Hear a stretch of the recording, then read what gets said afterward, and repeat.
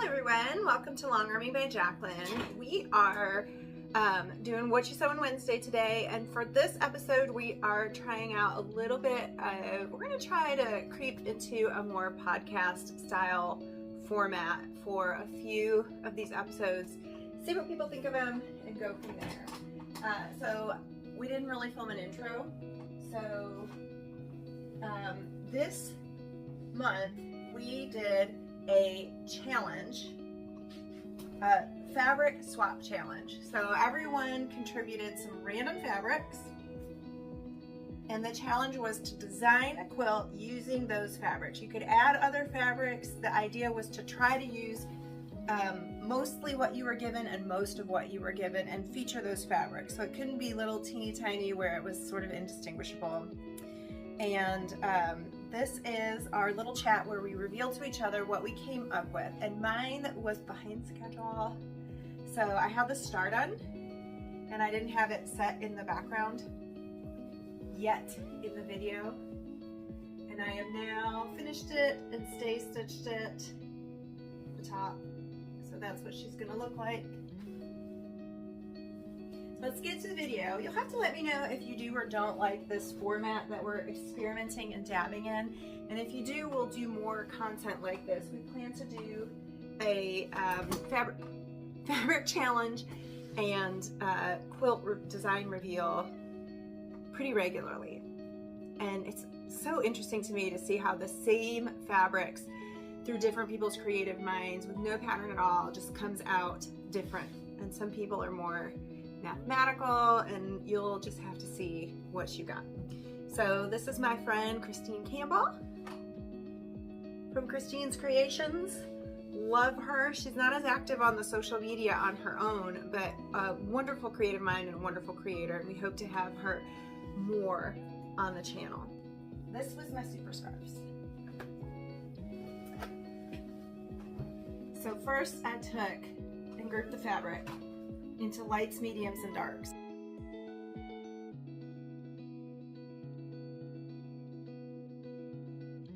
And I made a really long strand of all the lights, all the mediums, and all the darks. And then I joined them, lights, mediums, and darks, into a strip set.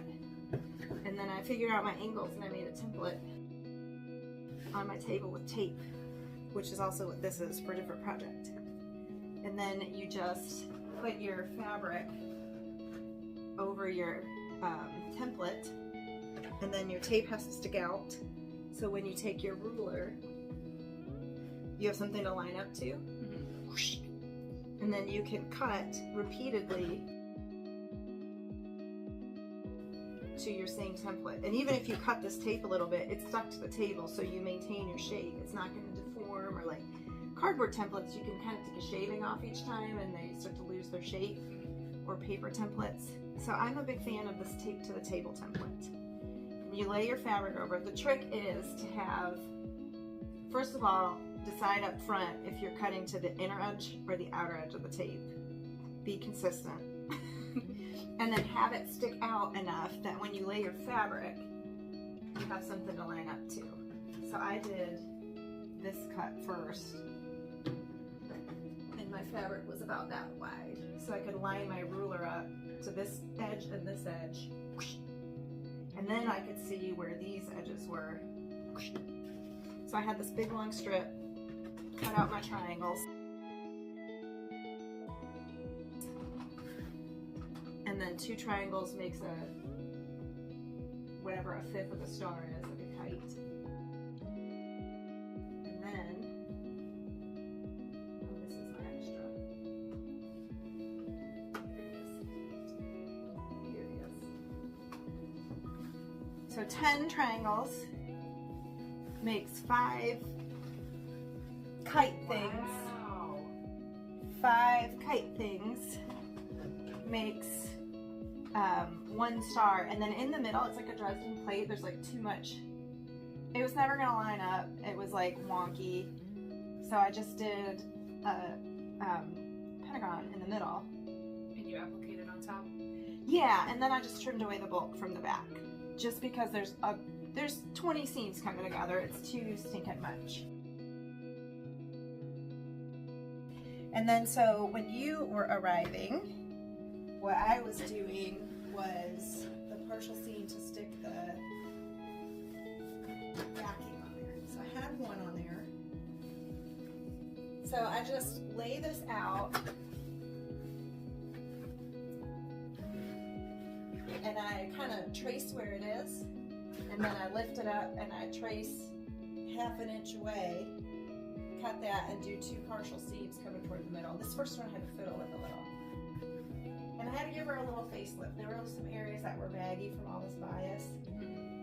So you just press it flat, and then where it's presses nice and flat, you can flip over and find that crease, and then you just sew right in the crease, and it'll flatten out, because the crease will go to where the seam should have been. If you were perfect, then your fabric never stretched. So you can tighten it up by pressing and seeing where the seam wants to be, and then flip it over and straighten out your seams or tighten up your baggy. So some people call this a Texas star. I call this like a flag star. It's more complicated because it's not an even number of points. I like that. And I kind of went dark to light and then went to a light background. So the background's not on yet, but it's getting there. And then I was cutting another wedge background. I'm going to go around and do these wedges. Is this going to be a wall hanging or is this going to be a quilt? I don't know, and I was planning on it being 60 by 60, but I think it's actually to get a little background past my points. I may have overshot. It may have to be slightly bigger than 60 by 60, like might be 62 by 62. So I don't know, undecided. And I think when I quilt it, I'll quilt all this dark to unify it, and then all the mediums, like the same continuous pattern around, and then the light area. Some of it lines up really well, and then like this one and this one didn't line up perfectly. And I can tell you why, because when I laid the original fabric down, I wanted the dark to be thin. And I did these two, and I was like, yeah, but I'm cutting off mostly light, and I don't have that much light left. So then I adjusted, and I did these 3 the same way, so they match. Where I was trying to preserve as much of this as I can, and if I have to trim off the dark side. And then these, I lined up the dark side to the bottom of the template, and when I was trimming away mostly lights. So this is extra fabric that I cheated. This is extra fabric that I cheated. These The two, dark pink. and the navy. And then I ended up having extra of some of the strips because I can't math. So I could have done more true to the challenge fabrics. So that's where I'm headed. I did not meet the challenge deadline and have it a top done, but I got something done. Well, I used just the challenge fabrics. Good for you for keeping to the rules. There's not much left over, but what I'm going to do, I showed it to a friend of mine, and she decided that she really, really loves it, even though I think it's kind of horrific. And I have some other fabric that I'll go and I'll do a couple of, I'll do sashing around the edge to make it bigger for her. All right, let's see what we've got. Oh my gosh. Okay, so is this like screen print? I hand painted them with stencils. So I thought the blue was kind of boring, and I wanted to do, and I'm not really good, I can't visualize like you can. So I couldn't think of any way to mathematically make the blue make sense in the plan that I had. So I pulled out some stencils, pulled out some screen printing paint that I got on clearance at work, and I just kind of went nuts. And what I did, I started, you know, I love log cabins. Yes. But what I did was I put a border around each square. Like a thinner one to start. Yes. So I had all the 16 squares to do a traditional log cabin, and then I realized I don't have enough fabric. So what I did 4 of these, which were originally going to be the 4 corners. Yeah. But since I had to go to a 3x3. The plus sign. Yes.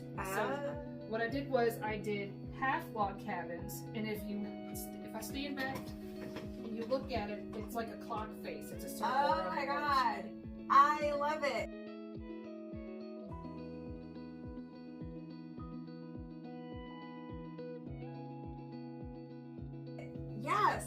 see it making the shape. Yes. That's so inventive. I am not even gonna lie, that is not what I planned to do, and I laid them on the floor and just kept kind of twisting it like one of those little puzzles where you move the little pieces around, and I love it. thank you. So this screen print ink, do they call it ink or paint? They call it ink. This is made just for clothing because it is washable and it will stay on there. It should be permanent.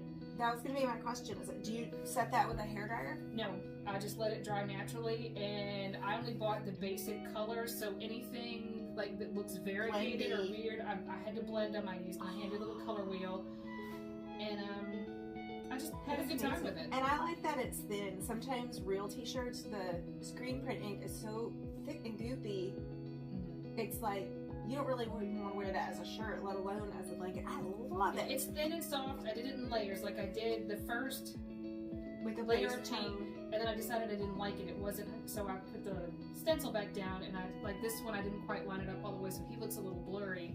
But like I was able to do dual tones and some of the greenery. I love it. Yeah, that lets it dry in between, so it doesn't become muddy too. Yes, he's my favorite. He's like a little gypsy moth. Oh my god, I love it. So did you stencil all these on and then cut the squares, or was it already in the quilt? I cut the squares first, and then I stenciled them. And well, I did 2 or 3 first because I didn't know if I'd like it. I love it. Oh my god. I have a few left over because, like I said, I was planning for a traditional, 4x4, and then I kind of panicked when I realized I had the 4 regular log cabins and I didn't have enough fabric, to do all of them. So that's why this square is the 4, and I was able to get it. I love it. Yeah, I'm still shocked that it worked the way it did because I had no plans at all when I jumped into this. The color blending of that one and like how this has the little white in there. Yeah, I winged it. 100% winged it. Thank you. I was so excited to just finish it and show you. And it kind of makes sense, like the plants and bugs, they're like in a garden. Because we sort of have a floral thing happening. It makes a floral a little less like floral. Yes. That is so neat. And yours probably meets the size assignment. Mine might. We'll see when I get the backing on there and trim it if I can get it into size. I didn't measure it. It's not quite as big as I wanted it, but like I said, I've got some fabric for my friend, and I'll probably put maybe like 6 to 8 inch, a border, because she'll probably use it as a lap quilt. I'm not doing like bedspread size. Yeah. Yeah, and I've come to find out people will say the word full, and they have no idea what that actually means. And you say full to me, and I think of full coverlet, like you're gonna make a bed. And other people mean the top of a full-size mattress, like a postage stamp, like the old school way of measuring quilts, where... Yeah, I need overhang. Right. More like a bedspread measurement. Yeah, so my husband doesn't pull it all off my feet in the night. Yeah, and then people don't know how big full really is and how much it's gonna weigh. And then there's only so many beds in your house, and the decor of that room is the decor of that room. So you're sort of limited to what you can put on a bed sometimes. That's why this is going to hopefully be just a throw quilt, because I don't see this fitting anybody's decor. I like it so much. I like it too, but the fabrics, it was a challenge to even look at them to decide what to do with them. Yeah, I just went light starts mediums because I was like, how to make sense of this, because there really wasn't but I like what you have. And I like how your main dark fabric, it makes your eye go, and then you see the hand painting. It's kind of like mind-blowing. I love that. I'm pretty happy with it. Thank you. Oh, that's very creative. I like the way it came out. I like the way when you are close up, you can see the details of the painting, but further away, there is like the clock face thing. There's a greater motif to how it comes together. And another oh no moment I had when I had the squares laid out is that all the tulips were touching, and it kind of muddled it up. So that's why I went through and sashed with more. I cut the binding strips before I did anything else to make sure I had enough, and I made too much. So I still have enough to bind it in this, but I took this and turned it into the cross hatches just to kind of break the design. Yeah, I think that's perfect. It gives it some breathing room, because this is almost like a textural solid. It's so like muted. Yes. It doesn't really read as a pattern when you're set back. It fades into the background just a little bit. Yeah, I like it. I think my binding is going to be the leftover super scarf. So if I did this little wedge unit, if I were doing 2 of those and I wanted 1 star dark in the middle and 1 star light in the middle, you could actually use all these wedges and cut a wedge for one quilt and a wedge for the other quilt. Or if I wanted it to be like light dark as it went around the star. But this was pretty wasty the way I did it. Like I have all this fabric and I need the dark long strip to be along this plank. So all this is not usable. So this will probably be binding. Yeah, I think my wastage fits in the palm of my hand. Yeah, but I had to add more fabric to cheat, and I'm adding white background to make the star pop. So mine was not as efficient. I don't think it's cheating at all. I was just a little too literal. I like it. Thank you. Yeah, but I have all these like huge wedges, and I'm like, you know what? I crumb quilt. So if nothing else, this will become crumbs. I do wish I'd stabilized it because, I think rayon is a weave, not a fiber. Like rayon can be done with many different fibers like cotton or other things. And I think that's what these sheets are. And they're very smeary. Like you cut that to a square, it's going to be like you blew it up like a balloon, like cheeks are going to come out. The blue stuff did that. What started off as square, because the stencils I used were adhesive, so when I peeled the stencil off, it would pull the fabric. Because like you said, it's a... Yeah. And then on top of that, when I cut mine, every single thing ends up on the bias. So you have to be so like tenterhook, like delicate, pushing it through the machine. And I'm on this guy, which does not have adjustable press or foot pressure. So he's like, and I'm trying to like creep it through there without the seam becoming twice as long as the original cut piece. I love it. So excited. So it's spoken for, huh? It is. Yeah, I asked Abigail if she wanted it, and she was kind of lukewarm, but what she has is the quilt that I made her when she started kindergarten for nap time, so it's like 3 feet by 3 feet. So she wants me to pick the backing off, which is not a big deal. I do stitch in a ditch, and it's large scale. So I'll pick that off to where and then I'll cut the binding off first, and then pick it apart, and then I will expand so that she'll still have the original middle star from kindergarten, but I'm going to let her just go through and pick the fabric she likes, and it'll just be a huge hodgepodge. So, rather than pick the back off, you could do a BBL. Repiece the top, and you can use like any of the quilt as you go methods, but don't worry about any backing. And then I can put it on her on a backing and requilt, and you just have that backing will just be in there. You'll never know. On the top of the middle section, you would see both sets of quilting, but you could do minimal or you could follow the old quilting so that it's not like chaotic. Like the old quilting and the new quilting should get along some kind of way. We'll see what she picks out. It might be chaotic. Yeah. I'm just gonna let her, carte blanche, do what you want, pick out what you like. But picking all those quilting stitches seems like a lot of work. It's really not, because like I said, it's 3 foot by 3 foot, and it was half square triangles. It's just a star. That's all it is. And all I have to do is flip it over and then just pick the stitching on the back. Pick every 5th stitch, and then I'll be able to pull it apart. And it's one of the first quilts I made, so it's not super sturdy anyway. Wow. I'll let you decide what you want to do, but I would probably not pick it. I'll bring it to you, and you can help me think about it. How's that? Yeah. I can show you one that I did for Shane that has, it was completely like see through it, holes this big everywhere, and I just basically darned the whole thing down to a new backing. In a few places I had to put a patch of fabric and I had to fill in some little scrap batting here and there, but you can't even tell. And I'm like, really? Because this thing was it was see-through. There was nothing left to it. All the little star points were peeled up like this. It was well loved. Yeah, some places had no batting, no backing, just complete like whoosh. And I was like, well, let me just throw backing on it and we'll see if we can salvage it. It looks great, you can hardly tell. Now I wish I would have spent more time on the quilting because it came out way better than I thought. So there's that. And I found one piece of scrap batting that was in the bag with the challenge fabrics. But that's all I have left for scrap batting. I made a bunch of dog beds. This is gonna be, so I just grabbed whatever scrap fabric I had. I sacrificed one wide back. I used every bit of my scrap batting. This has up to 5 layers of batting, which is the limit for my machine, I found out, without me adjusting my foot. So these long sections are going to be something for the car. But I made each of the dogs effectively a very heavy quilted pillowcase.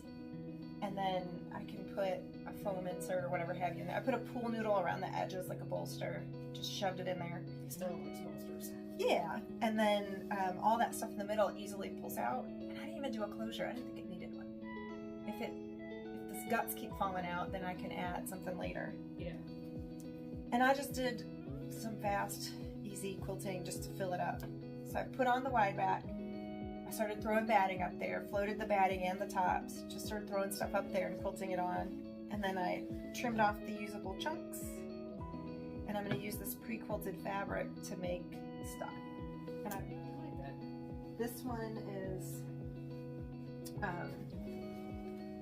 a scrap of muslin. This was the backing of a quilt. And the quilt was however wide 120 minus this is. So I did a bunch of feathers on this one. This one is, I think I started with swirls and then I got bored and I put these back and forth lines.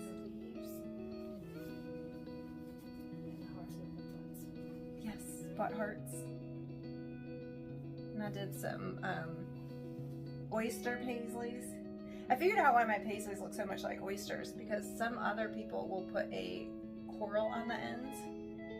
Like a regular paisley, like if you looked at an old tie, it's gonna have like the bulby teardrop and then it comes around almost like a little spiral. And I tend to not do the spiral because that puts you into a little corner that's hard to get out of. And this is almost white fabric. So I did different colors of thread so you could see how the pink and the green. How different the threads are gonna look. Like if you didn't have the guts to do dark fabric on light, you would now know how. It shows everything. And even worse when you're doubling back. It's like, you really see like here it gets a little thready. So if you're gonna do a new design that you're not real confident on, go for this color thread. Yeah. Or you can hide your sins a little better. I have a gray that I use for hiding all my sins. Right, the more it blends. Like I thought this back would be interesting, and the match between my bobbin thread and the fabric is so good you can't actually see the quilting. No, you really can't. I tried to show it to Shane and he was like, I can't see that. You feel it, but it's really hard to see. This is lead gray, and then this is some kind of, it's not grunge, but it's made to look kind of like denim. I love this backing. Nobody was a taker for it. So I used it because I like it. I do like that. I used a ton of scrap fabric up. I used a ton of batting that was starting to stress me out. That thing was compressed. Like I would open it up and it would be like, poof, like a snake in the jar of peanut brittle. Have you ever thought about doing the jelly roll rugs? Have you seen those? I have seen some videos on them, but I haven't really watched them. I'm thinking about it because you can take your scrap batting and you slice it into, I forget if it's like a 1 inch or 2 inch, and I think you fold it over in, I have to watch the directions. I always thought those had that rope in there. What am I thinking of? You're thinking of cotton clothesline rope. Either clothesline rope or the one that's like twisted. It looks like Yeah, the nylon. dry twisted leaves. Not Jute. raffia, maybe jute. Anyways, I always thought it was like a rope in there. And I think the older ones they were, but this new thing that they're doing is just leftover batting and jelly roll strips. Kind of interesting. And do you have to make a tube and turn it? No. No, I don't. So you probably pretend this is a giant jelly I roll think strip. yeah. Fold it in half, wedge your strip of batting in there, and then do a seam. Or you put it in the middle. Oh, like that. Oh. The same way you do a like bias tape. I think. The edges to the middle and then in half again. Yeah, like you put the batting Here. and then you fold it in and then you fold it over and then I think you sew it. But I don't know. And then would you zigzag it to the next row? I think so. Or you join it like bias tape and then you just zigzag as you go out of the spiral. I've seen Tracy from my sewing channel has done Easter baskets. Yes.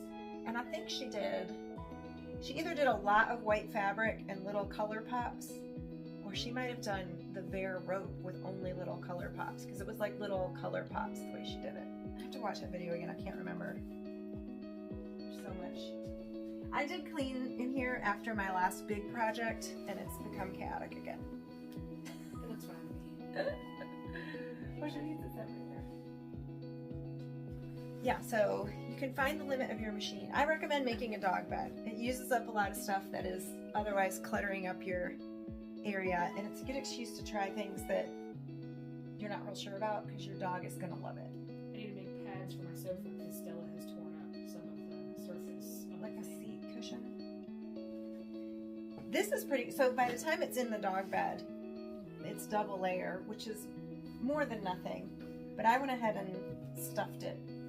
One of them has just a sleeping bag folded up in there, and Shane's like, you need to better, but I'm like, order me an insert that's in there temporarily because it's literally what I could find, and it's not cut up or anything. So if you find a good piece of foam, I can just take that out, put whatever I want in there. That's the whole point of it, is that I can stuff it. Hildy likes the satiny. I don't think Axel likes it. I thought he'd like it because it feels cool to the touch. Yeah. I think he finds it girly. He would not. He was like, Maybe it feels weird on the pads of his feet. on his little puppy bum bum. Maybe.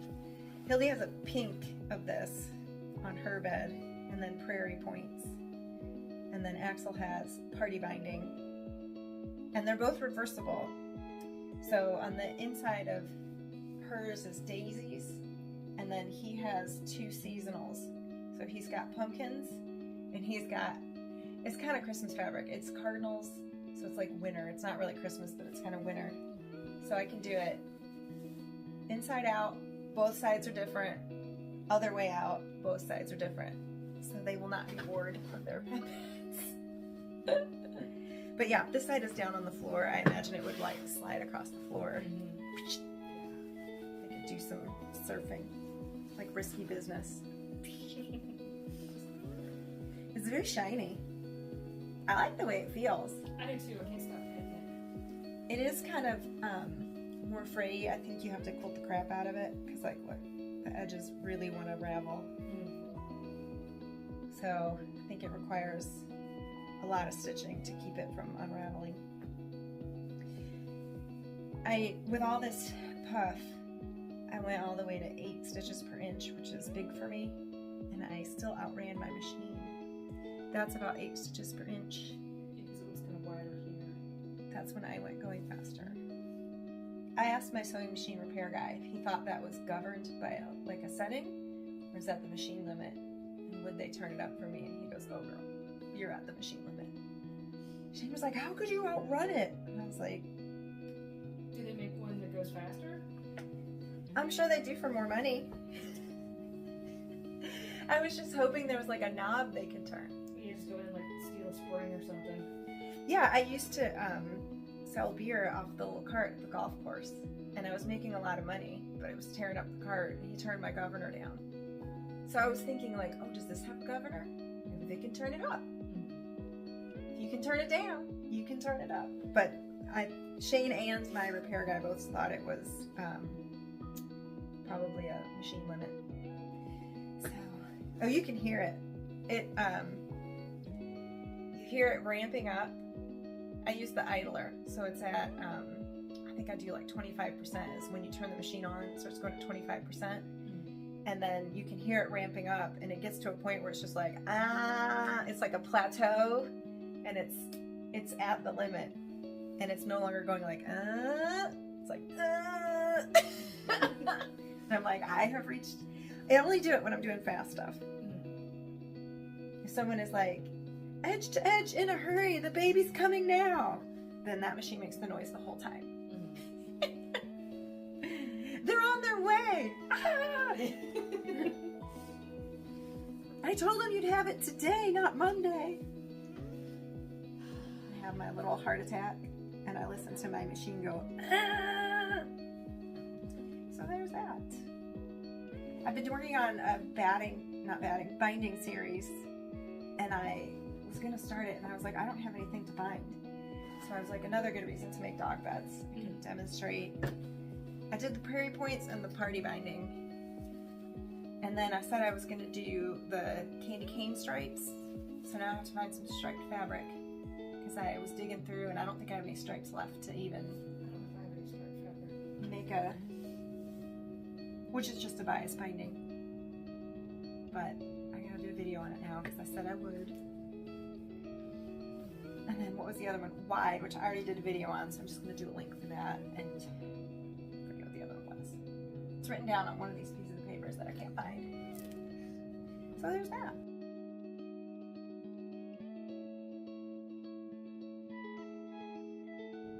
So I hope you enjoyed this episode of What You Sew on Wednesday. I hope you enjoyed the new sort of more podcasty format. Comment below if you love it, hate it, interested, not interested. I'll do a better job of framing it next time around. I hope you have a great week. I hope you share with the hashtag LongarmingByJaclyn and What You Sew on Wednesday so that I can see what's on your sewing table. And you can also @ me. So @ LongarmingByJaclyn on Facebook and @ massey.jc on Instagram. So you can participate too in the Scrap Fabric Challenge. That's all we've got. Have a great day. Bye.